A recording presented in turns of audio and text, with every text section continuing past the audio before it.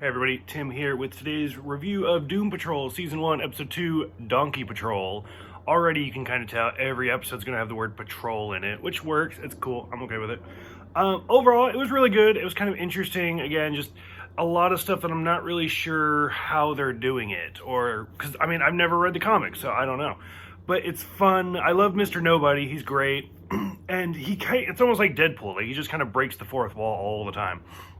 Where even Chief is like, who are you talking to? And he's like, Grant Morrison fans, Reddit users, DC subscribers. And it's just like, okay, that was good. So I like that. I loved the ATM when he's getting, where she's getting robbed. And it's like, do you want to be Bruce Wayne Rich? You can tell I'm already too faded to do all of this. So it's like, oh, okay. Like, it worked. It was funny. I enjoyed it. I didn't like Cyborg, though. Like, I'm a fan of Cyborg. I do think he's an interesting character, and I like him in, like, the Teen Titans and stuff like that. Not so much the movies, but that's a different thing.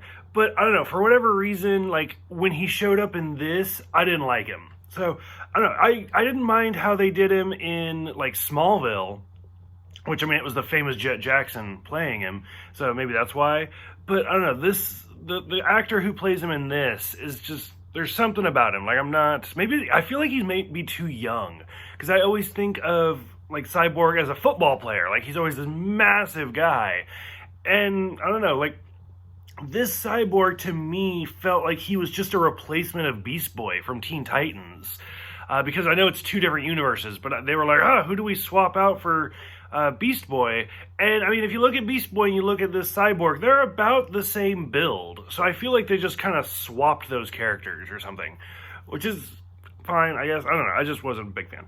Anyways, going back to Smallville, I loved how Phil Morris plays Silas Stone, Cyborg's father. Terrific actor. He's been in Star Trek, like, so many times, all the way back to the original series. So, obviously, I'm a big fan there. And then, just him, he also played Martian Manhunter in Smallville. So, I loved how that little crossover thing.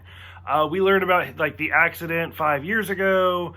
The whole, like, negative thing, not letting Larry leave. I was like, that's kind of interesting. So, clearly, they don't have a good relationship.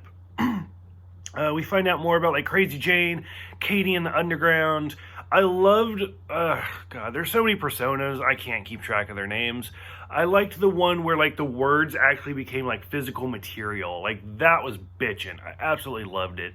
Putting Rita in the trash bag was way too much, but I kind of feel like that's the way this show's going, like, that type of thing. And then, of course, Cyborg and Larry following her in there. And again, the whole thing where, like, you can hear Mr. Nobody do, like, I said they started walking. So then they started walking. So it's great. So it's super interesting, and I'm super kind of excited to see where it all leads down to. The donkey throwing up the town and blowing up. It's like, oh my god. And then we actually finally see Larry take off his bandages. And so we actually kind of see his skin, which, I don't know, like... Again, I don't know much about the characters, so I understand, like, he's basically being inhabited by this life form. But I feel like he should be older. Like, I don't know if it's preserving his age, I'm assuming, or something. But then, like, how long is he going to live? Does he live forever? But overall, it was really interesting. Having a lot of fun with it. Curious what you guys think. Let me know, and I will see you guys next time for Puppet Patrol.